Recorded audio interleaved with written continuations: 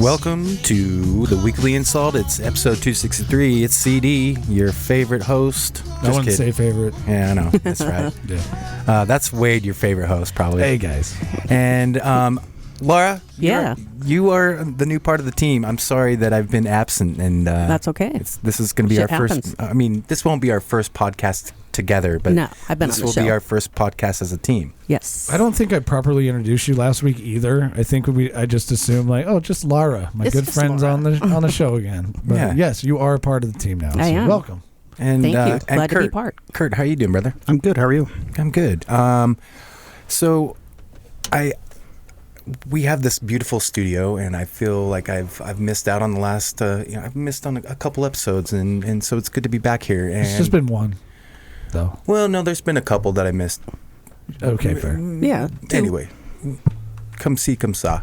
Yeah, that's French for come and go. But we're joined in the studio today by a couple wonderful guests, and I'm really excited to talk to you guys about lots of things. We are joined by Treesus and Chris from the TreesusChris podcast.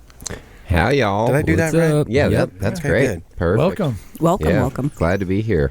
Now, Treesus is obviously a play on words. You guys are both involved in arborism? Arboriculture. Yep. Arboriculture. Yes, sir. Yep. Explain to the listener what that might be, because, I mean, I know I love trees, but... Sure. Well, I mean, everybody has trees in their yard, and just like a plumber, or a guy who fixes your gutters, trees need to be maintained, and sometimes trees fall over onto people's houses, so on and so forth. So our job is to maintain trees and to handle the risks and to mitigate the risks that come along with trees. So when you're out walking around, like just normal day, right? You're walking in the park. Do you look at trees and you're like, oh, that's a nice tree?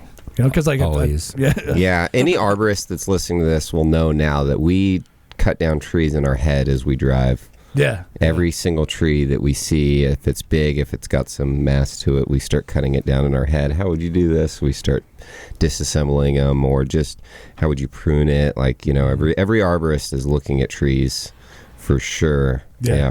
For sure. Yeah, I love Just like trees. a barber, cuts your hair. They're probably looking at everybody's hair. Everybody's haircut. Yeah, I want probably, So how did you get started doing that? It was just kind of a job that I got when I was 19. It was more of a landscaping job, but he got a tree on the side and we got a lift, and he had one of his friends come in to help us, and his friend was a experienced arborist, had been doing it his whole life. Yeah. And so his friend spent the day teaching me about the literal mechanics of a rake, or how a chainsaw is dangerous and in what ways it can hurt you, and kind of just explaining the process to me. I think at the time I was kind of like a lost boy and I needed a daddy. And so I think this guy was the closest thing I had kind of gotten to that in a long time. Yeah. That was just somebody there to kind of teach me the skills of life. And after that, I was hooked. Just hooked on it, yeah. Yeah, just hooked on it. I got the catalogs. A lot of arborists will also relate to this. Get these old catalogs that just have all of these awesome pictures of gear and how to use it. And you just, you get the bug, and once you start buying it, you can't stop. And then once you actually start climbing up in trees and working on them, it's just really like a feeling unlike anything else. Yeah. Chris, you look like you be more of a lumberjack. You're like a large man. What's the difference between being, someone that trims trees and, pulling out your steel chainsaw and fucking because that shit looks interesting to me. Definitely the sound of chainsaw makes. Yeah, it's the same. Having a smaller build lends well to climbing in trees, especially in the long run. My mentor is... Wait, you're a smaller build? No, I would say I'm a larger build. Yeah, I was gonna say. Yeah. I'm 6'1", so but despite I still get up in the trees. I love climbing trees. I can't get enough of it.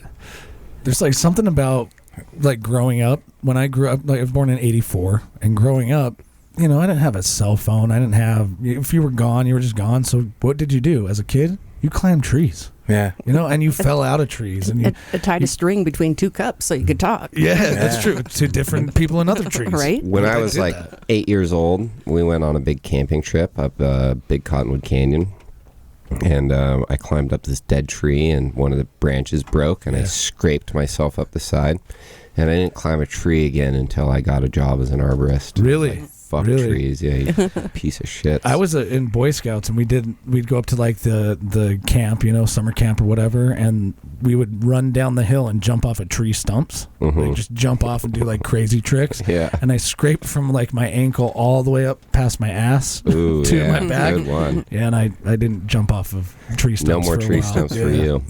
When I first moved in with my dad, he had this beautiful apricot tree in the backyard. I'm like, oh yeah, I've never climbed a tree before, because my mom always made me check in every time I'd ride my bicycle around the block. I'm like, come on, Mom, let me just ride around 2 blocks without having to check in. My dad said, hey, do whatever you want. Climb up this tree, fall out. But it happened to be an apricot tree. And so I climbed this apricot tree, and I ate 80 apricots in one day. Well, I'll tell you what happens when you eat 80 apricots. Diuretic, I imagine. Yeah. It's a Butt fruit. piss for hours. It's I mean, what's going on? it was the musical fruit. That's for damn sure. It just made you fart a lot? Do apricots Come on, make man. you fart a lot? Make No. you poop nice. So is Arbor Day like a big celebration in your house? No. No? It's not. Oh. I don't think we even know when that is. Yeah, Like, we don't give a shit. Yeah, we I don't don't give know a when shit. that is. Every day is Arbor Day for an arborist. You know? Like, So you've not only, so I think we kind of, I guess we haven't glossed over the fact, but you have a fairly successful Instagram account where you're Treesus Bartleby. yeah. And how did you, so you started becoming an arborist, and then you were cutting down trees, and then you segued into just posting about that? Well, I never really posted about arb work when I first started with the Treesus stuff. Yeah. I just, you know, like, I've always kind of been upset with the status quo of, like, social media.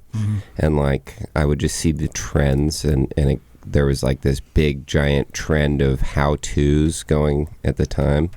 Like, how to do this, how to do that. And it seemed like a lot of it was just a waste of time. Yeah. And so my thought was, like, I'm going to just be, like, the anti-how-to. Yeah. Okay. Yeah. So, like how to basic kind of. If you've yeah, seen- but like even worse, I'll be like, hey, y'all, it's Treesus. Check this out. This is a wheel. You ever seen one? It's pretty cool. It's a round circle thing. Look at that. 1, 2, 3, 4, 5, 6, 7, 8. Look at that. Wheel's pretty neat, huh? Or I'd like be like, hey, y'all, check it out. Here's a ladder. This is an ancient teleportation device. I'm like, the ancients figured that if you built something from here to here, it could essentially teleport you. Yeah. You know, and I just started making all these ridiculous videos. And they're entertaining, man. They really are. Yeah, there's definitely a character there that people get really like very relatable. It's like Yeah. I think the voice that you do lends to that really well too, Sure. with the accent, and that's like a Yeah. Utah thing, you know. Like, yeah, it's like this mix of like this Utah slang with like a Tennessee touch. yeah, You know, yeah. it's like a little bit of a Throw a mix little barbecue of like, sauce on that. like, Like, the I just want to see you do anything. Like, I want to see you like give me a how-to on to cook a like shrimp boil or something. Sure. Yeah, it's like it's almost like a character that's like mainstream, Yeah. like that everybody knows, like somehow, you Yeah. know, and like I don't know. I guess that's one of my specialties is kind of like picking things out in art that a lot of people will resonate with. Yeah. You know, like Yeah. the music I make and stuff like that. So you've always been kind of a very creative person, would you say? Have you always looked My to- history is rich with like really creative people. So my grandpa, his name was Caspel Twid, and if you go into the Arabic language and you spell Caspel, it looks like Jesus, and then Twid is Thy will is done. So his stage name throughout his whole life was Jesus, Thy will is done, but said as Caspel Twid, and he was a contortionist for he. So in the 1950s, when my father was a little boy, he bought a bus. And he reconverted this bus for the family to live in, and he drove all over the West Coast from circus to circus, and he performed as like a contortionist. You know, he could like fit inside a box. Yeah, and he could stand straight on the ground and put the top of his head on the ground, and like by bending at his waist, like, you know, he was like before they got all crazy, you know, he was very, very flexible person. I gotta stop you real quick, because why when he said contortionist did Laura go, ooh? Yeah, It just sounds like an interesting life. I I was thinking enticed you or something. Yeah, like what? Like Different topic. Whose grandfather is a traveling circus contortionist? Like, that's crazy. if you really think about it, it's kind of weird, right? Yeah. So when they were doing these travels, my father saw this flamenco troupe playing the guitar, and he saw this specific guitar that this guy was playing, and he turned to my grandfather and he said, "I want that guitar." And my grandfather says, "Okay, I will get you that guitar, but you will promise to practice." And he says, "Okay, I promise to practice." So flamenco, I like that. Flamenco guitar, yeah. Yeah. So then my father, he was 6 or 7, received this guitar, and then he was taught by that same flamenco troupe, the Ramiros, which are actually like one of the most famous flamenco troupes of all time. And my grandfather forced my father to practice guitar for 8 hours a day. Up until my father was 15, he ran away from home, and he just kind of gallivanted all around California and like forsake the guitar for a couple of years. That's cool. And but then he picked it back up, and then he became a very well-known leathersmith in the 80s, and he made stuff for like Cher, the Grateful Dead. Christy Alley actually worked for him before she got famous.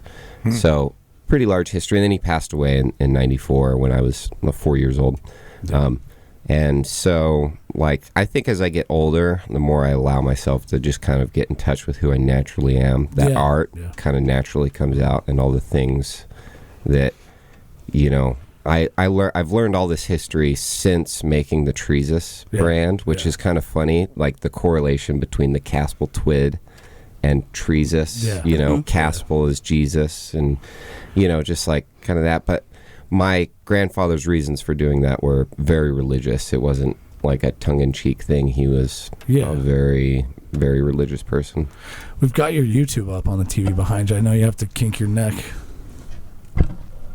Kurt, would you want to play something? Yeah, I was just wondering what you're doing in this video here. This was probably, a month ago? Oh, yeah. So this is just a video of me cutting down an ash tree. Just removing it. So, like, on my YouTube, you'll find a lot of... What are you throwing up? Throwing up? Yeah. Oh, up into the tree? Yeah, we're watching the video. So, did you say that's the kitten? no, that's probably his smokes or something. Probably a piece of gear that I need to, like, put some rigging on. So you see I've got ropes and everything. I'm rigging the tree down. So. We can obviously see that you didn't play baseball when you were a kid. So I think with a lot of people... I don't know who's throwing that up to me, but yeah. I think we just assume that it's Chris for some reason because you're here. No, Chris and I actually don't do much work in the field together. More kind of like friends off the job site. Right. So I think a lot of people don't understand that when you call somebody to remove a tree from your yard, it's not like you're in the woods and you just cut the tree at the bottom and let it fall over. There's a lot of work that goes into cutting it from the top down, making sure that you've got that branch tied off so it doesn't land on somebody's fence or somebody's car or something like that. And then how it'll react when you cut it. Yeah. Like, you got to be really aware of that. And how you cut it too. There's different cuts based on how the branch is growing. You know, and not overcutting, and you know, when is the right time to overcut, and like, you know, there's it's got its little intricate points, you know, and it takes Chris and I were on nuances. The way here. It takes 10 years, like. At the point that I'm at in business, as long as I've been now, I won't hire somebody that climbs trees that hasn't been climbing for 10 years or less, or longer. Like, you're talking about potentially hurting somebody. If somebody doesn't have it rigged right, or somebody doesn't cut correctly, you're going to hurt somebody or break something. Kill somebody. Kill somebody. So the ropes, is it like a pulley system? Is that guiding you or guiding the branches down? So you can see there's 2 ropes up there. There's one that comes from the bottom of the tree and then like goes through a pulley and then goes towards me. So that's my rigging line. So that's what I'll use to lower all the ropes down. And then there's a rope that's attached to me that kind of goes more in a direct straight angle back. That's one of my lines that's kind of helping me work position, you know, and helping me climb around the tree. And then I have a third line that's attached at my waist there, you'll see. And that goes around a branch. That's what's holding me to that branch without falling. And then you can see I've got spikes. I've got, tree climbing spurs on my feet. That's kind of what's positioning me there in the tree. And we use chainsaws. But there's definitely certain methodologies that have been developed to keep you a lot more safe. Like when you're using a chainsaw, you should always have 2 ropes holding you to the tree. Yeah, because I'm sure somebody's like tied themselves off and then cut below their the rope. Yeah. Or just straight cut the rope off. And then they're not tied in a second time. They fall out of the tree. Yeah. And that's like, I've cut my own rope. I've with a handsaw. One time I was handsawing a branch, and I had my lanyard, and my handsaw just went right through the branch when I wasn't really expecting it, so I wasn't controlling my saw, and it came down on my lanyard and cut through it, and just that quick because I had my weight on it, but I had my climb line attached to me, so all I did was just kind of sink in my But if I didn't have my climb line there, I would have fell 40 feet. So I was just going to ask that question. What if the branch below you breaks away? Do you stay up there, or do all the ropes come down with you? The branch below, generally that, like, if you're doing this how you should be and you're inspecting the trees, you're not going to go and do things where the branch is going to break beneath you. Sure, it happens, but if the branch breaks beneath you, then you're falling to the ground. Yeah. So I'd like to add, statistically, the urban forestry tree work like this is the #1 most dangerous profession in the country. Yeah. It's up there with cell tower climbing. Crab fishing, firefighting, steel work. Cell climber towering is actually pretty mild. Underwater welding. Yeah, underwater welding. Yeah, it's up there with it's crab fishing and tree work is the and a lot of what's killing people is chippers. Chippers are pulling people in, or people getting smushed, snagged in by you get a rope.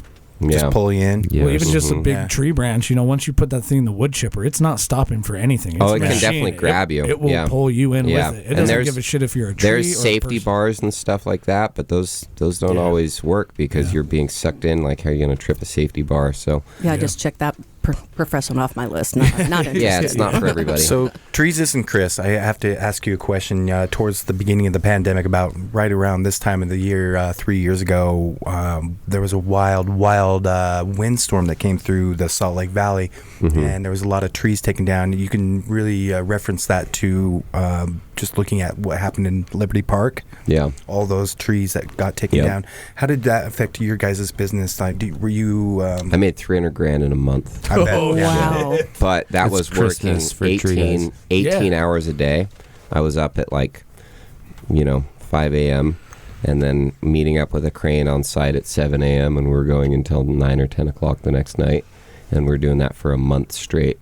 But it was kind of like it's really kind of funny because ultimately a lot of that money was stolen from me by my business partner. So I pretty much just did half the fucking work for free. Yeah. Dangers of being in business, right? Yep. I mean, it is what it is. But more or less, I look at I got the opportunity to help out all these people for the, and it just kind of put some. I've got a karmic bank. Kind of untouchable. Yeah. In ways, I think that's how I just got to look at it. But we worked sun up, sun down. I mean, a lot of tree guys didn't, but for the tree guys that are hardcore, we didn't stop, and we didn't stop. And I had a lot of big equipment at the time, so we were really equipped to take care of that storm. So. Yeah. So, I mean, by proxy, you cutting down trees or dealing, with trees, do you have, I guess, an inherent respect for trees, right? Like, you want to know more about them. You want to know about, you see survivalists on the internet. They're like, oh yeah, well, I'm out here camping and I want to get a hardwood because it's better for fire. I need to do this. Tree has more resin. So inherently, I guess you learn about that, right? Yeah. Especially in Utah. I think in Utah, we've got some mediocre trees, but in other states there are some big trees. Yeah, so the biggest tree I've ever cut down by volume is in Utah, Murray. Okay. If you just go and find some of our cottonwoods, you'll see those volume will match any other tree anywhere in the country. Yeah. But those are, again, far and in between. We'll see those big plane trees and stuff. We used to have a lot bigger trees all throughout our nation. Yeah. The Native Americans, there's this kind of the way that it's said in mainstream is that they worked, like they lived with nature. That's what they say. They lived in harmony with nature. Right. And I can get why it's said that, but it's really a misnomer. They actually directed nature. Yeah. And like a lot of the things that we don't hear about is there was forests that went from the East Coast all the way to the West Coast that were perfectly lined and beautiful pathways, and you could drive your horse buggies through it, and these big, great trees, American elms, had been cultivated for thousands of years, and so like what we've lost as far as our history in trees here in America is pretty damn grand, and that's one thing I really like kind of getting into the studies. And there's a lot of mythology around trees, a ton of mythology around trees, but I would say we get comparable trees here as we do anywhere else. One thing is a lot of our trees are young. Yeah, that's true. And then a lot of our trees over the last 20, 30 years have been poorly pruned. I think arboriculture kind of went through this like weird phase where we thought we knew what we were doing, and we went out and fucking wrecked a bunch of trees. Then we get these big windstorms that just destroy the trees, and now we're taking all those trees out. And that's kind of what you're seeing the effects in Salt Lake here is we've lost a lot of our large canopy, and that's actually due to over pruning. It's not because people want to lose their trees, because they care too much and they want people to come and constantly work on their tree. Yeah. And then do nothing for the soil, never replenish the leaves that they rake away and put in the trash can. Yeah, that's so interesting. on and so forth. So you just think like, oh, my tree, it's getting out of control. So now, especially right now, we're approaching spring. So people, I'm sure, are thinking about like, let me get rid of those limbs or whatever. But over pruning is a thing. You can over prune a tree, you can under prune a tree. Yeah. Well, and the biggest thing that I've noticed with the over pruning, and it could even be like just removing teeny little suckers that throw out the tree, is you're kind of destroying the tree's ability to dampen the wind. Yeah. Right? So the tree can work as a whole instead of as individual pieces. So that's why you see all these limbs break out, is because you take all that center growth out, and now the tree is working as individual pieces, and it's experiencing forces. All of the wind. Exactly. Yeah. I'd be interested in hearing your opinion or thoughts about sustainability. With, trees obviously provide paper products, toilet paper, all sorts of things. And there's a lot of controversy about conservation and climate change and all. There's all sorts of things you can put in a Venn diagram, and it all comes down to this when it relates to trees. Well, again, I'll go back to the natives. They kind of had it figured out. They did. Their forests were grand. They were larger than anything else. And they didn't have these big, giant wildfires that were just destroying millions of acres of woods all over the place, and that's because they managed. So what happened was we had like the wood rush, and that was all that this concurrent with the gold rush all the way up until the late 1980s. We had this big giant wood rush where humans were just cutting down these big giant redwoods constantly, and ultimately San Francisco with it. Yeah, they built the whole West Coast with it. Yeah. And you can even find some of that redwood here in Utah. So it's like they and that redwood was shipped all over the world. Like, this was a product that was exported everywhere, and it was a huge industry. Ultimately, it decimated 98% of the natural forests, or what I would say is the native cultivated forests that have been here for so long. It decimated that, and so naturally a lot of people got really upset. I'd like to ask both of you guys this question, but I want to start with you, Chris. What do you think about hemp or bamboo as far as like sustainability and preserving these these large tree forests that maybe like the redwoods that bullshit. Yeah. Hemp is like it's just going to strip the land. It's just going to strip the land, and you're going to end up with barren land, or you're going to have to constantly like be putting things into the soil, which is robbing it from other places. You're gonna, it's not a sustainable solution. Yeah, what's that? Okay, What's well, that, Chris, I like- want to hear what your opinion. I think it's to be determined, because these cycles that we need to consider are longer than our lifetime. Example would be the situation where now that our old growth forests are gone, it's going to be 3,000 years before the next, of our generations are going to experience that.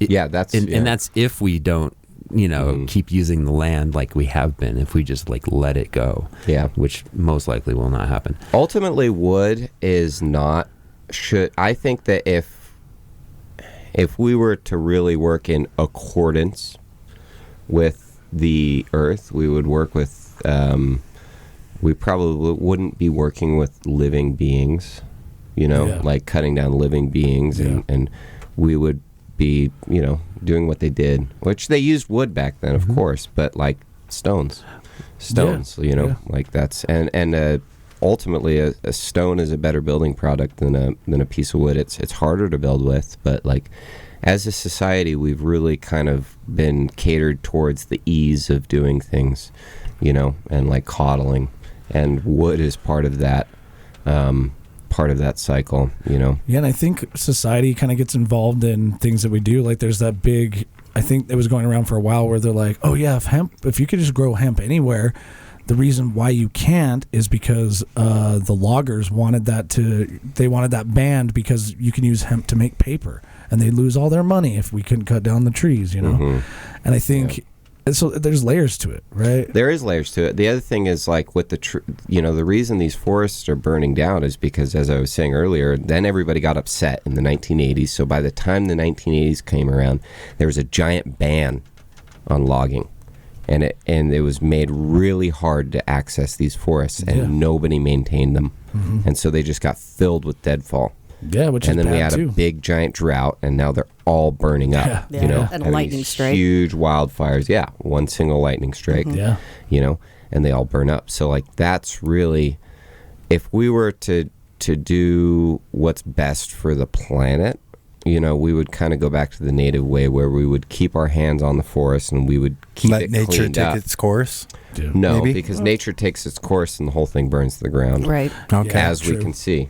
Right. And it takes forever to Yellowstone's a really regrow. good example of letting nature take its course, and they had a huge fire there, burned most of the park. Yeah, most of the park. That's what nature's taking its courses. So again, I say the natives didn't work with nature, they directed nature. So they took things that naturally occur and they enhanced upon them, right? Yeah. So fire cleans out the forest, right? So they would burn all this deadfall, so there was never a big problem with these huge forest fires that got so hot they burned all the live trees, and right? cleared so fires can't jump, that kind of thing. Exactly. Yeah. Did clearing so they couldn't jump, and then the bison was kind of a big part of all of this. They kind of kept these plains fertilized, and then as soon as we went and killed all of them 50 years later, we have this big dust bowl, and it's because we lost that ability to fertilize, and these grasslands kind of dried up, and next thing you know, we're just blowing sand and silt and soil everywhere. And one of the ways that we combated that was through planting trees. Isn't that just crazy to think about, though, that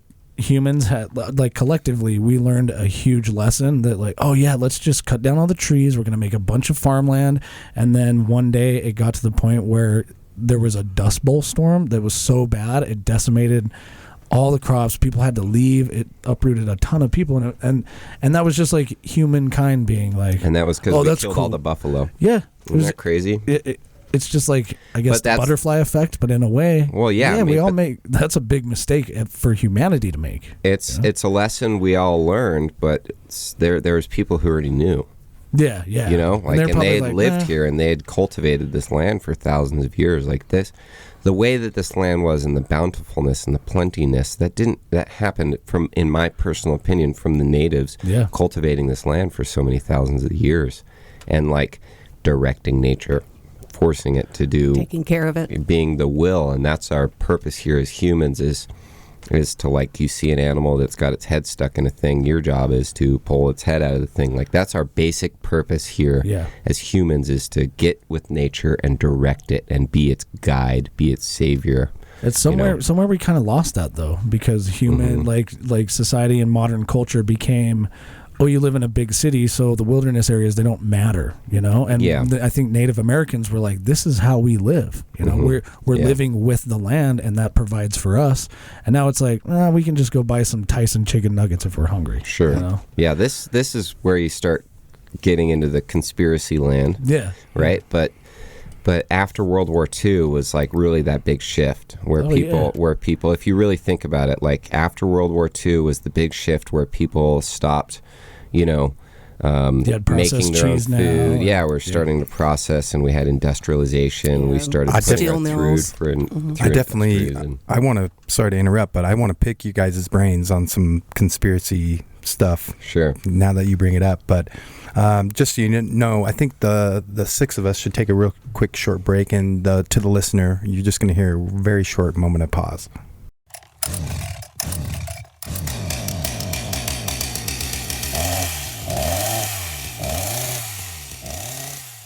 We like to take these breaks mostly for ourselves. You guys really just hear a very short moment of pause, but it was very interesting going up and talking to everyone. We have a little safety meeting, take a little shot, crack open a beer. But I don't even know where to start because we haven't met you guys, Treesus and Chris. Yeah, we met you guys today. Yeah. Mm-hmm. And our conversations, dynamic on and off the microphone and recording, whatever, have gone anywhere from your guys' business from arbor science, or I'm probably totally butchering that, but even going into like arbitration. Arbitration. Yeah. Not until my court date on April 14th. Just kidding. No court date. But even going into conspiracy theories and the way that life and nature affects us and the seasons, and then even getting into psychedelics. I mean, I just don't know where to start. Let's pick it up at what we left off on, which I think is important, is World War II. Because we talked about living off the land, and then there was this industrial kind of revolution where World War II was huge. Yeah. World War II was huge, and it like forced kind of the people to come together and build these factories. Yeah, which I think was a good thing, right? Yeah. I mean, in a way. It's like a good and bad thing. Yeah. Like in a way, it allowed for all these other humans to kind of have a better standard of living. Yeah. But you mentioned then, like processed cheese, and now you're like saving food because you're funding a war, right? Exactly. Making refrigeration. Yeah, refrigeration. Food storage was huge. Yeah. Like canning was a huge thing then. And hell, they use circus peanuts for sugar. Yeah. But if you like follow that all the way down the line to where we're at now, like all of our foods are laced with something that's poisonous for you. Not all of our foods, but most. But it's marked as a preservative. Well, hold on. Mm-hmm. I'd like to be a little more specific about that, because I like to keep track of. I like to eat healthy. Sure. I like to be. I like when I'm shopping, I want to get organic basil instead of the little plant that But I also drink copious amounts of whiskey and whatever. Sure. So I'm just maybe trying to counterbalance my lifestyle, but I do see foods, you don't think about ketchup having high fructose corn syrup in it, which is horrible for you. Some people think they just want some ketchup. But it's in everything. It's sugar. It's in everything. Really, what is in everything? Well, that's the thing. Like, you go look at the ingredients. If you don't know what the ingredient is by looking at it, some word that you can't pronounce, it's probably not very good for you. What about milk? Yeah. Just plain old milk. Yeah. What about it? Like, so some milk, it really depends on where you're sourcing it from. So some people will fill their cows with just hormones and all these preservatives, and then they fill the milk with preservatives, and they put it through processes that make it last for a lot longer. But on the downside, what's that really doing for your health? Dude, all the signs are there. If you think about it, like, what's the most exquisite beef you can get? You always think Japanese A5 Wagyu beef, right? Sure. And that comes from a specific place in Japan where the cows are massaged. They're treated very well. Yeah. It's not a factory pumping out like I guess foie gras would be a really good example of like what's kind of fucked up. Well, I mean, the thing is, like, it's such a like, well, what else do you do? Because we have supposed 8 billion people on this planet, right? And how the hell do you feed 8 billion people, right? And like the U.S. is like the food source for America.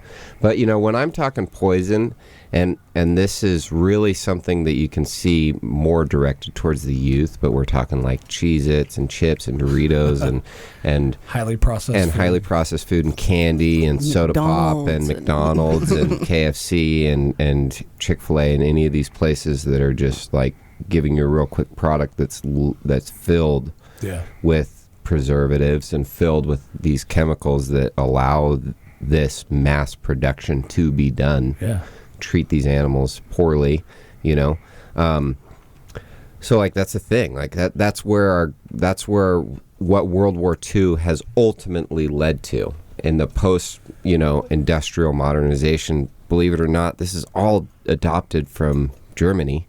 They were the ones who like developed this, and that's why they were so powerful. Was because they were the first ones to catch on to this, and now, so it's I don't know. It's just interesting. Like, what do you do about it? At this point, what we're going to see, or what the trend has been, is that things are becoming less available, right? And so the state is going to expect that we're just going to be like, oh, help us, save us. But really what's going to happen is a lot of people are going to start looking for more sustainable solutions, like raising their own chickens. And like, so that's what we'll go back to. That's what really was happening during World War II, the victory gardens and like growing all your own plants and like all that stuff has gone away. But like for us to kind of come out of this, we need to like get out of the grocery stores and get into our backyard. That's like kind of like start growing your own food. Community gardens, they're everywhere. They're taking off again. And I think that's an interesting question to ask is how do you feel, both of you, how do you feel about like the there's a recent switch from let's do all these processed foods, and now there's a really big push towards locally sourced ingredients and people who really spend time perfecting their craft, which is weird to say because it might just be somebody, like you said, in their backyard. They grow a shit ton of tomatoes and then they go to a farmer's market. Sure. And I think you've been giving me shit about going to the farmer's market for so long, and now you're well, that's the future. That's the future. CD's doing it for like looking cool. He does it for clout on social media. He's like, I'm at the farmer's market, dude. I'm getting a fucking Jamocha shake for my dog. I don't know your actually, but I don't know your average listener, what they're like or who they are, but I can tell you that pretty much everybody I've ever met is kind of fed up with the status quo and fed up with the taxes and fed up with the government saying this or that or whatever, and so like it's not going to be, we don't have to go and like get out our guns and go and shoot them. We don't have to do that. That's insane. It's absolutely ridiculous. We're just going to get in our backyards and start like growing our own food, having our own chickens, grow some pig or have some pigs, whatever. Like we can all do this and just take that need for having that system there, but really again, how easy is that? Because like we got these phones that are like tracking our every move. That's what I was going to bring up is that I think everybody in their backyards is like an old school thing around World War II. People had bigger lots, they would grow their own produce, and then what would you do? You'd share that with your neighbors. And nowadays you don't even like, I don't think anybody really goes outside and wants to talk to their neighbor. You do if you have to. Well, and there's cities that ban a lot of that stuff still, talking to your neighbor. Chickens, well, that too. Talking to your neighbors. Sometimes I feel like that would be appropriate. Going back to the farmer's market thing and talking with your neighbors, I mean, there's nothing wrong, and it's probably cheaper. I get kind of cringy and not cringy, but a little stuck up when I see people putting ragu into their pasta sauce. I'm like, your neighbor, you could take 4 tomatoes off the vine and a simple crush, salt, pepper, oregano, and boom, you got the same thing that you just bought at the grocery store. And so there's no reason why we shouldn't be able to do that and go to the farmer's market, go to your neighbor. Do you think people have been conditioned? Well, it is convenience. It is. It's convenience, but then a lot of us are kind of seeing the downside to that convenience. Like it's affecting our health, it's affecting our children's health, and that's really the biggest thing. And then it's also handing control over to this giant entity that just wants control, Money. Ultimately, I think what we're going to see is a rift that's going to, this big chasm that's going to widen and widen, where there's going to be a lot of people like us that are going to go to farmers markets, and there's going to be a lot of other people that are going to be like, why don't you just go to the grocery store? Or why stockpile on the 20 tomatoes cases at the grocery store anyway. Exactly. Let's hit the Costco up. And it will probably just lead to two separate societies, where you have your 15-minute cities and all the people who want to freeload, and they're going to run over to those, and then you have your, compounds where people are going to start, and it's already happening. People are buying. Yeah, I was going to say, I feel like buying land together. The world you're describing is what we're living in right now. I feel like there already is some kind of division, and it's just going to widen. It's just going to keep getting bigger. We talked about the line, that they're building in. Where is it? Saudi Arabia. Saudi Arabia. Yeah, the line where it's like this big city that's in a long line, but everything's within walking distance, and you grow your stuff there. And I think you're right. I think there will be a divide where there's people that are going to be lazy and dependent, and there's people that are going to take charge, and they're going to be like, well, yeah, I'm going to grow my own things. Sure. I am going to spend that time out in the backyard. But society today, I think, lends more to, it's so easy to get lost in, and no offense, obviously you have a decent following on Instagram, but it's easy to get lost in that, Oh, it's bullshit. And people just look at what other people do and think, wow, that's cool, they do it, and then they just don't. And they don't do it themselves. Yeah, it's a big problem. It's hard to get off your ass sometimes. Yeah, it's a big problem, yeah. And Chris, you do soil quality work, right? And I think that plays a huge role in not only getting out in your backyard, but you have to understand where you live. We live in the Salt Lake Valley, so our soil has a specific type of qualities, right? Salinity. Yeah. And then like specifically with the Great Salt Lake drying up, all that talk going on, they're like, it's going to blow all these chemicals into the valley, kill us all. But you look at you boil it down to, how do I create good soil? And what's like the number one thing in Utah people could do to do that?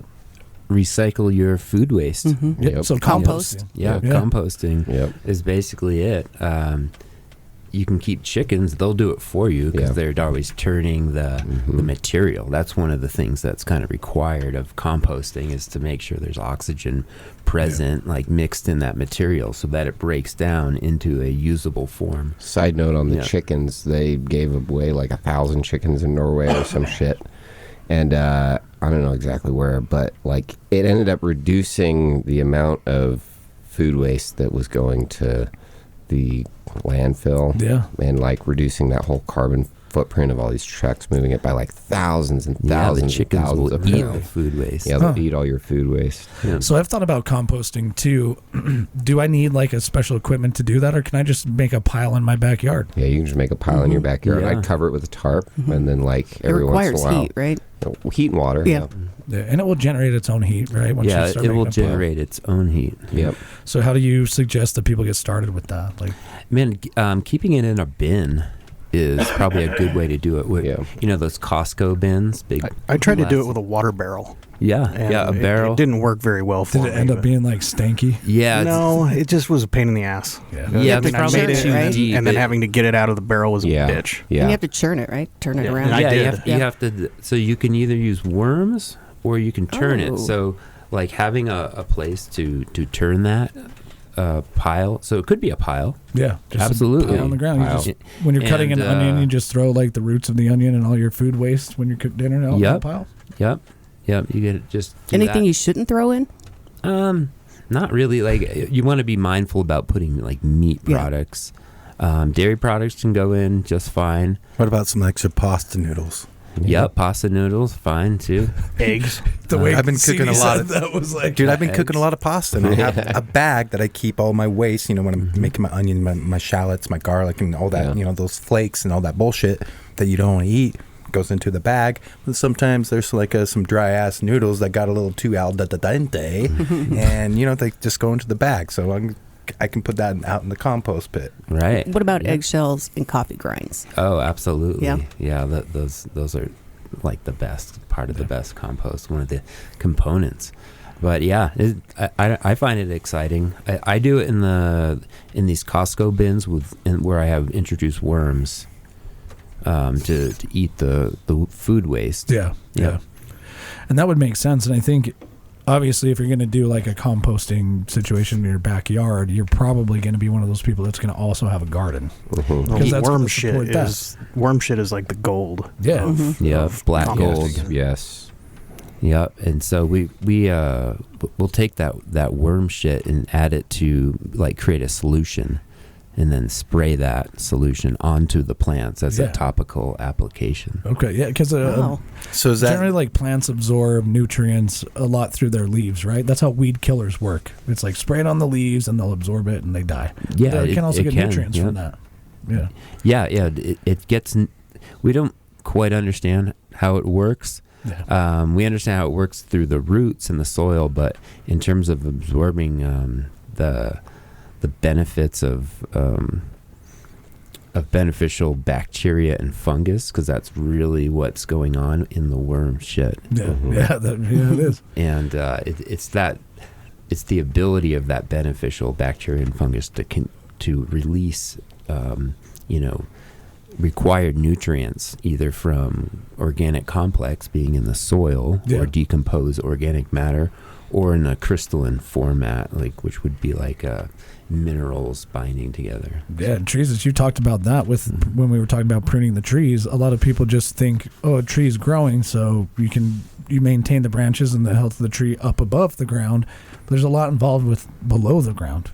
Giving the tree it needs. Yeah, that's probably the biggest thing towards the health of your tree from the get-go, is if you can just like maintain a good healthy soil. Yeah, you'll have a healthy tree, and then there's like defects to watch out for as trees grow that you can like mitigate, but for the most part trees just need to kind of grow and do their thing. I've heard that you should like deep root water them too. No? Flood it out, just turn your hose on and leave it at the base of the tree. No, or something. they make a thing that you can like stick in the ground and turn the hose on. And did you see it on TV? I would just maybe. No, I mean, yeah, maybe. Maybe. The whole idea of that would be like to try and get the roots to grow down farther. Okay. But if you're watering and every tree is different in how much moisture they require at the base of their tree. Like a maple tree would probably prefer something that's more on the wet side, but you don't want it swampy because you'll kill it. But like you definitely want it damp, whereas like an elm tree will kind of grow in anything. It'll grow in the desert, especially when Freddy Krueger's around. Yeah, exactly. Is maple the hardest tree to grow in Utah? The hardest tree to grow in Utah? Heard a lot of people have troubles keeping maples alive. Maples are pretty difficult to keep alive. I think our winters are too erratic and our summers are too hot. So like what we experience here in the desert a lot is the temperature will go up and down a lot, right? And maples are very sensitive to that. So a lot of times like you'll get your snow layer on the ground. And this is what I see in most maples, especially Norways. You'll get your snow layer on the ground, and then it'll be like 30 degrees, so just below freezing. So everything's frozen, right? And it'll be 30 degrees during the day. But the sunlight will bounce off the snow and come up to the bark. And so it'll actually get two beams of light, and it'll heat that bark up to about 35, 38 degrees, and it'll get the sugars moving. And then that night it'll freeze and everything will fucks the tree up, pop that bark off. Oh, wow. So this is something that's like really common with our maples here. To mitigate that, you can wrap your maples in burlap in the winter, and that'll at the trunk, that'll really help that. But then the dry summers, that's really damaging to maples, and they get this this leaf scorch. It's a bacteria, and once your tree gets it, it's really hard to get rid of it every year. But I've noticed that maintaining leaf scorch and keeping when the maples will brown out, you see that a lot here at the end of summer. At the end of summer, and that's usually a lack of water. So if you can keep your tree a little more moist, you'll see that it'll combat the leaf scorch a lot better. Yeah. But yeah, that's a big thing here. So the maples are definitely hard to grow. Say the elms grow really well, cottonwoods grow really well, London plane trees grow really well, plum trees grow really well. Most any tree will grow really well as long as you water it. You might correct me if I'm wrong. We were talking about this might be politics a little bit, but also like maybe a conspiracy theory. There's one redwood tree in Utah Oh, there's a lot of redwood trees. Is there a lot more than that? Yeah. I know that the government ran a program, probably around World War II, where they were trying to grow redwood trees in southern Utah. Yep. So I think there's one in southern Utah that's like the oldest redwood tree, or the one that took down in like. I think there's one in Sugar House, isn't there? Yeah. Yeah, there could be. Yeah, there's a lot of redwood trees all over the place. And there's different species Dawn of redwood. Okay, yeah. Well, there's the Dawn redwood, but if you go over in 8th South and 9th East at that Smith's there's a redwood right on the corner. Oh, okay. That's a Sequoia gigantum. Yeah. Okay. That's a Sequoia gigantum, which is and it's been here a while. Redwood. I can't remember. There's a story behind it. Yeah, it's been here for a very long time. I don't know the story, but I'll find out. Okay. And then you've heard of the one in southern Utah though, that like it's like way out on this dirt road, and the government planted it there. It's right next to like a creek bed, but it's like a tourist attraction. I think. Have you heard it? I've never heard of it. Oh, yeah, definitely.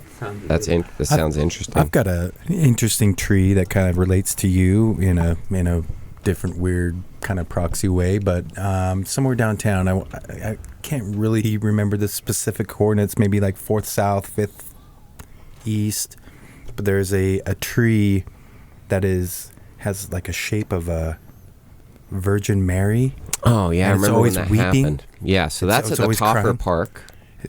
I'm sorry, what park? Toffer Park. Toffer Park. Okay, so Toffer Park. Interestingly enough, I grew up with the Toffers. And you know what I'm talking about. They have all the Virgin Mary candles burning around it and shit. Yeah, so like a city arborist was cutting that tree, and he saw like what looked like the Virgin Mary in the wood grain. Yeah. And it was like I remember weeping out of the eyes. Yeah, I remember this too. And it became this big Hispanic tourist attraction. Yeah.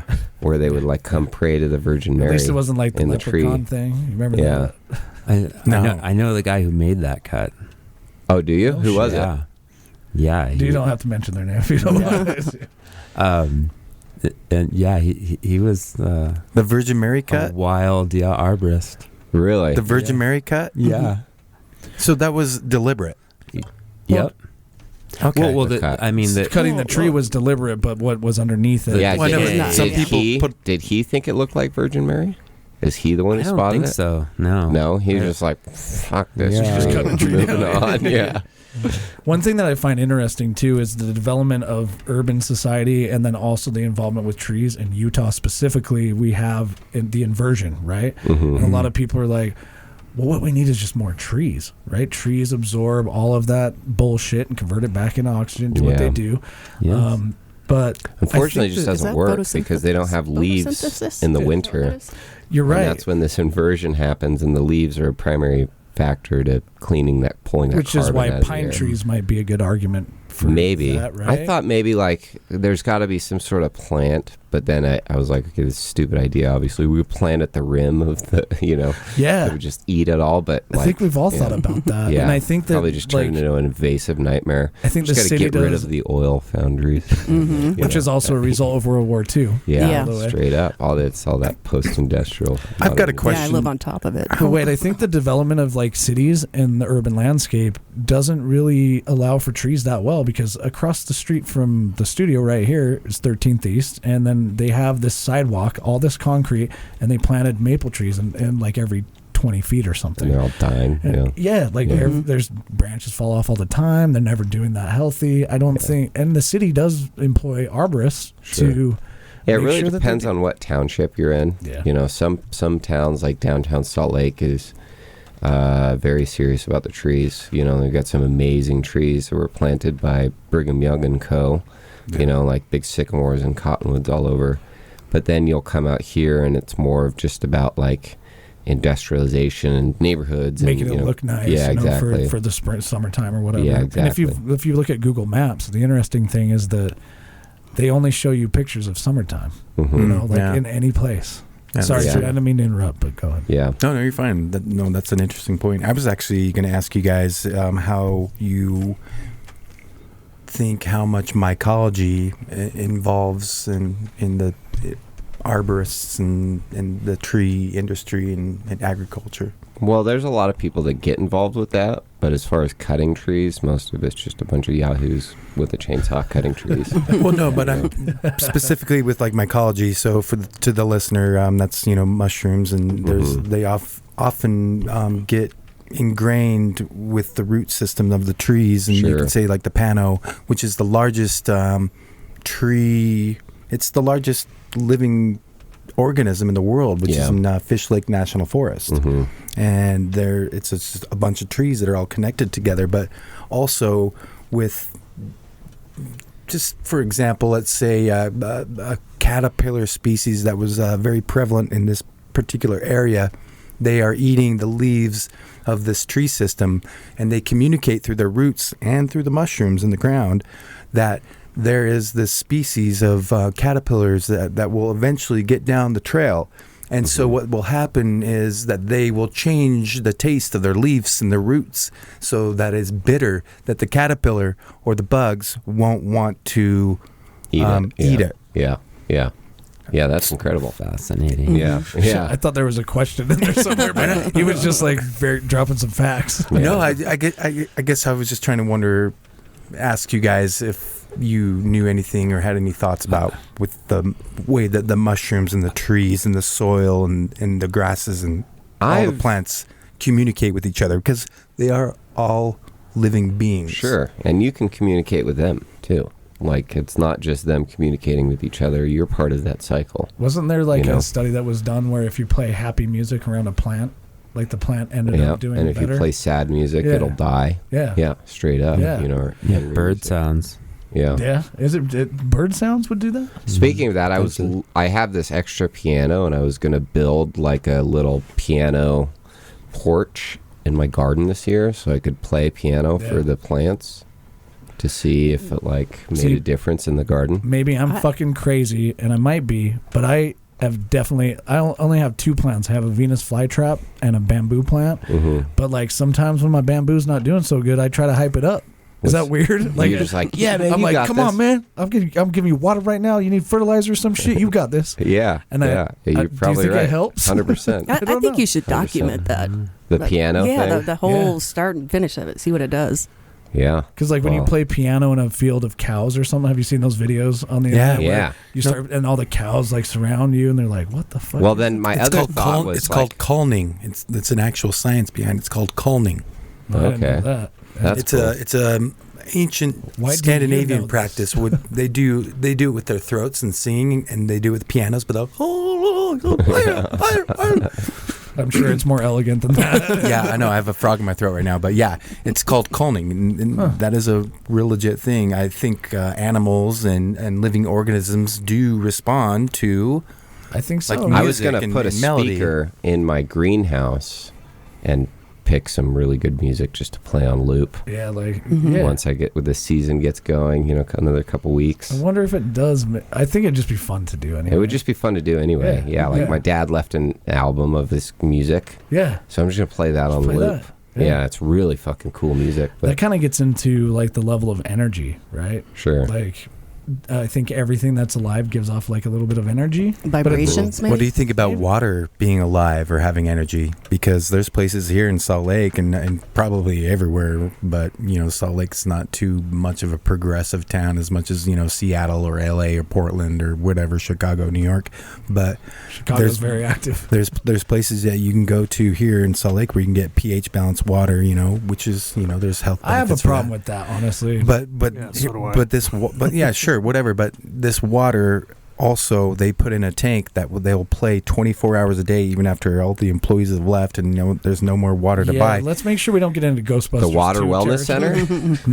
No, they play music for the water, and it's being pH balanced, and it's good. Yes. they're Dude, playing. I buy that water. I buy that water. It's so fucking good. Yeah. It's so good. Yeah, I gulp it down. When I get that water, it's like and you get it real cold, man, it tastes like candy. Do you actually buy that water? I do actually buy. I'm not fucking with you. Oh, shit. Yeah, I buy that water. And what's it called? Well, I mean, the thing is, okay, where else do you buy your water out of a plastic fucking jug? I just get it and out I'm of like, fridge. dude, with everything I've heard lately about all of it, I'm like, dude, I just don't want to use plastic. I want to be getting my water out of plastic. So I bought these big fucking glass 5-gallon fucking containers, and I was like, all right, where do you get good water?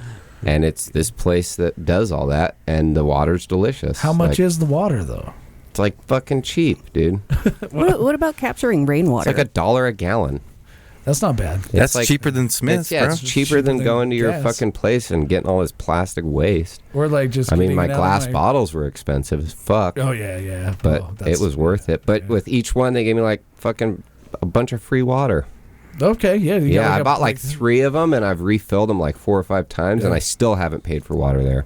I'll tell you what. One thing about Utah is that I think we have some of the best fucking water in the United States. 100%. You know? This like goes back into like my getting into like conspiracy, and I'm not really a conspiracist like JFK, all that shit, but like when it comes to ancient history, I definitely think there's a lot of discrepancies, but I think that Utah is like a holy land. Yeah. And a lot of What do it you has think to do about with the water Skinwalker that's Ranch? underneath Utah.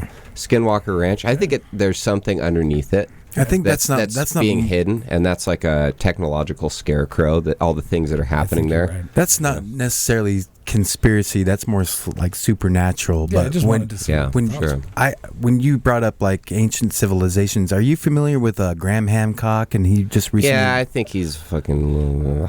You think he's not? I think I don't know. Well, it sounds like you guys have a lot of the same ideas. Sure, but like I also don't know. I could be so fucking wrong. Like what we've been told could be right. Look, I'm like that's kind of where I'm at. Like Chris, do you get into this shit? Do I? Yeah. Oh, heck yeah. Yeah. I spend all my free time listening to like history documentaries and like listening to old legends and what the ancient Hebrews are saying about the Bible and all this stuff. Like, you know, that's what a conspiracy theory like, you know, MK Ultra. Yeah, they probably did that, but whatever. They definitely did that. It's not a conspiracy theory. It's not a conspiracy. And that's like the whole thing about conspiracy theory. It's hard for me to be like, I'm a conspiracy theorist, because most of what we end up like pulling onto, and it's not really a conspiracy. It's like, it's just, you know, it's a hidden truth. Sure, there's things out there that are bullshit. Like the Earth is probably not flat. It's probably not flat. Like, definitely not flat. But I think that the whole idea, I can see how people get sucked into it. Well, for sure, but I think that that's like controlled opposition shit. That's like made by the people that want to fucking confuse us. It's a psyop. Because like if you really spend a week watching nothing but flat Earth, and you're going to be halfway convinced. You're going to be like, wow, there's really compelling evidence here that says it's flat Earth, but come on, give me a fucking break. That's another thing that goes back to social media that I think is bad, is because if you have enough free time on your hands, you can find anything you want to believe in on the internet. Yeah, it can really. And you can really dig deep and convince yourself, like, this is true. So the one thing that I've seen that's come up constantly, and that's why I'm like, okay, this is what I believe, is that at some point, something fucking just wiped the Earth clean and wiped all the civilizations, and everybody has a myth asteroidal about impact or a volcano whatever eruption. It was. But it's more of like, it's not like the geologist record that I'm like trying to pay attention to, because I don't know but it's all these myths that every civilization has. Like, next thing you know, these people come out of the fucking water and say, here's civilization. You know, they give all the survivors civilization back, right? Yeah. So maybe we do have these big crazy pole shifts, and maybe like the whole idea of what's going on, and this is where I get into conspiracy land, and I could be completely full of shit, is maybe the elites know that there's a pole shift. So what they're doing is resource gathering and making all these fucking underground places, safe havens. Some will be safe and some will not, and then the Earth will get wiped, and then the survivors will be just kind of stupid. Then you start over again. And then all these elites will come out of the ground and give you technology again, and we'll be like, oh my god, they're gods, and we'll make these whole civilizations based on these, you know, elite survivors that have given us our, you know. So it's kind of like fuck it all up again. And then it'll go for another 12,000 years and then go again. There's kind of like something that's not widely reported or talked about, but there are like vast, huge underground cave systems in Turkey. Sure. And these would fit like tens of thousands of people. Yeah, and why would you make something like that? Why would you? Exactly. In what reason would you be like, oh, let's just go live in the ground? No. Let's just do that. Yeah, I can't speak on it intelligently as what the actual name is, but it would be a real quick Google search, and you just do cave systems in Turkey. They have a specific mountain range where they've actually created dwellings in the mountain. Is it like bunkers? It's not like bunkers. It's almost like a residential neighborhood that they dug into really? to this section of geology. Instead of like being on a 2D flat plane, it goes down. Like, Yeah. you know, It's interesting. like this 3D. They don't live in there anymore. I Yeah, think some they don't. people do. But why did they make that? But why did they make Yeah, it? why Why did they make that? Like, why did they what make was the point of pyramids, that? you know? Yeah, exactly. What was the They point of built that? this huge pyramid to store like one dead person. Yeah. No, But, like, that's- you're protecting it against- pyramid- Most likely, I think it has a different purpose. I don't know what it is. the coolest thing I ever heard about the pyramid was like, so far the science, the modern status quo of science, kind of says that we're most likely in a simulation. Do you want to know something that'll blow your mind about the pyramid? Yeah. So the pyramids in Egypt, Yeah. that's just the tip of the obelisk. And then it just goes way They go down. all the way down. Way What, deep. there's Yeah. an Easter Island body underneath the pyramid. Yeah, I would. That would not surprise me. Yeah. Honestly, nothing really would. But so let's say we are in a simulation, right? And it's like this, like build these civilizations and crash them, and that's what we're simulating here. And so somebody figured that out, and they built this code Yeah. that's in the pyramid. That was, as soon as they like finished the last capstone, it uploaded a code into our simulation that's going to ultimately crash this thing, so we can all get free. And that's the coolest explanation I ever heard on the pyramid. But it's Yeah, probably yeah. fucking full of shit. I mean, You know, like, Well, with the pyramids, an interesting thing is just if you look at if it's not just the capstone, if it's just whatever's on the surface, there's 2.3 million stones that weigh anywhere between 20 and 40, or 10 and 20 tons each, and they all were mined from a quarry that was 500 kilometers or whatever away. And so here's an interesting fact. If you could build 10 of those stones of the 2.3 million that are on the Great Pyramid, and there's 2 other pyramids that are very close proximity. So just think about the work that went into that. But yeah, shout out slaves. exactly. Even if you were just to quarry out and perfectly, chisel the shapes and make them perfectly lined up with true north and all that within all the degrees, and have the dimensions be the circumference of the equator and whatever, 10 a day, it would take you almost 700 years to build that. And if you just fuck up one measurement, by the time you got to the top, you got the Leaning Tower of Pisa. yeah. You know what I mean, Mike? Yeah. They're very precise about it. Somebody Crazy. knows how to do a good site survey. That's what Yeah. it is. Yeah. So do you think that's the truth, or is that just some bullshit that you made up? I kind of want to hear Kurt's answer. Yeah, What? about that being the capstone. Just You know, what like we the tip of the obelisk. Yeah. I just, Do you I don't know, think I it's just true? saw some stupid image on Facebook. I'm like, look at that. I saw the same thing. And Yeah. I think you have a good point, which is we have access to the internet and social media, and there's a lot of things out there that's you just take it as a grain of salt. take it right? as a grain of yeah, salt. and, and everybody's going to have their beliefs anyway. The- I think that COVID and the politics get involved, and I don't like the fact that like we allow a platform to police what can be fake or real. Like on Facebook when it says, Sure. before you watch this video, we just want you to know we fact checked it and it's fake. Yeah. Like- But then like it's such a dynamic problem. Yeah, it really Because is. like, yeah, okay, I agree with you, like policing fake or real, but then like what about the like 100,000 Russian bots that are just like pushing a narrative, like, Yeah. you know what I'm saying? Like, what do you Yeah. think about Talking about that? China. And then like, where does the line draw on that? You know, like it's a really dynamic, difficult There's a problem. really good argument that Russians, I shouldn't say Russians. I love Russians. I really do.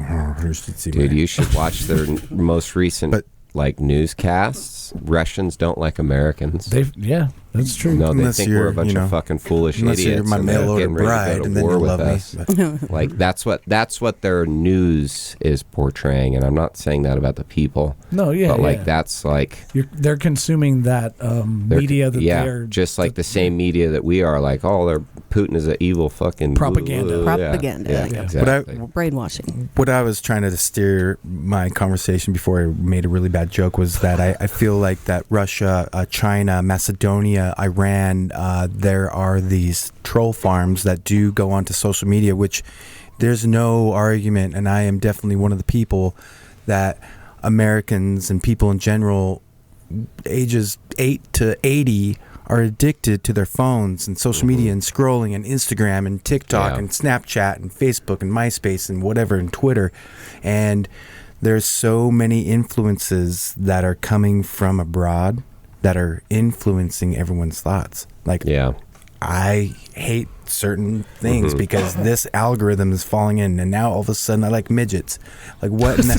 Yeah. Seriously, it's mostly a joke. Definitely a really confusing time, and like the combat to that is to know who you are. Yeah.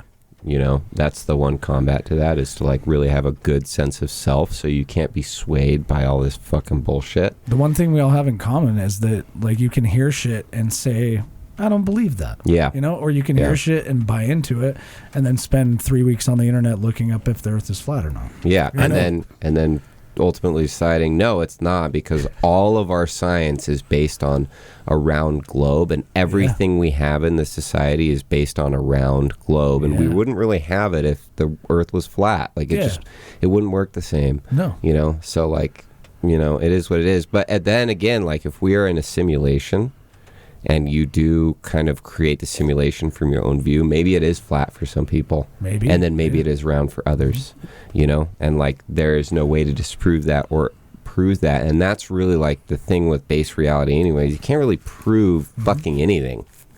Yeah, no. Not to anybody, because first of all, you haven't been through their experience. Yeah.